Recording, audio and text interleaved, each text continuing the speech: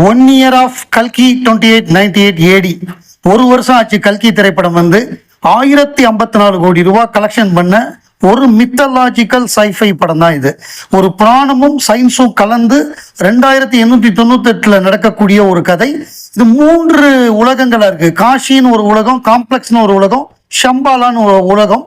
இந்த காம்ப்ளெக்ஸ் தான் நம்ம சுப்ரீம் எஷ்கின் உள்ளதுலேயே வளமான பகுதி அப்படின்னா அந்த காம்ப்ளெக்ஸ் தான். அதை தான் நம்ம சுப்ரீம் எஷ்கின் வந்து அந்த உலகத்தை வந்து ஆட்சி செய்யறாரு. அது ஒரு டிஸ்டோப்பியன் வேர்ல்டு. அதுல இந்த மாதிரியான சோஷியல் ஸ்ட்ரக்சர்ஸ் இருக்கு. ஸோ இந்த பார்ட்டை பொறுத்தவரைய அந்த சுப்ரீம் எஷ்கின் கேரக்டர் வந்து டெக்னாலஜிக்கலி அட்வான்ஸ்டு அந்த சிட்டி காம்ப்ளெக்ஸை வந்து ஆட்சி பண்றாரு. அங்க வந்து என்ன கான்செப்ட்னா serum derived from Sumathi's pregnancy. அவர் என்னன்னா மரணம் இல்லாத வாழ்வு, இம்மார்டல் லைஃப் வாழணும்னு ஆசைப்படுறாரு. அதுக்கான தொடர்ந்து முயற்சி பண்ணி அதில் கொஞ்சம் கொஞ்சமாக ஜெயிச்சிட்டு இருக்காரு. அந்த மாதிரியான அவருடைய கேரக்டர்.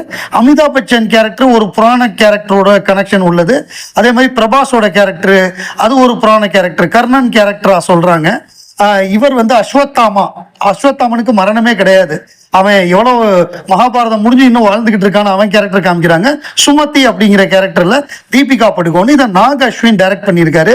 எப்படி இந்த கதையில வந்து ஒரு வில்லன் கேரக்டர் கமல் ஒத்துக்கிட்டாருன்னு பார்க்கும் பொழுது அந்த கதையை பார்த்த பிறகுதான் தெரிஞ்சது எவ்வளவு பவர்ஃபுல்லான ரோல் கமல்ஹாசனோட ரோல். அவர் தான் அங்கே ஆட்சி பண்றாரு. இதுல வந்து கமல்ஹாசனோட ஸ்கிரீன் டைம் கம்மி, பட் ஆனா அவரோட கேரக்டர் ஆர்க் வந்து அடுத்த பார்ட்ல ரொம்ப ப்ராமினென்ட்டா இருக்கிற மாதிரி பிளான் பண்ணியிருக்காங்க.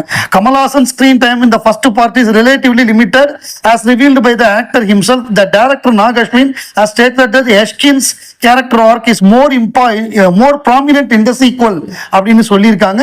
அடுத்த பார்ட் இந்த ஆண்டு கடைசியில் ஆரம்பிக்குது அப்படின்னு சொல்லியிருக்காங்க. அதனுடைய ரிலீஸை வந்து எதிர்பார்த்து எல்லாரும் ஆவலா காத்திருக்கோம்.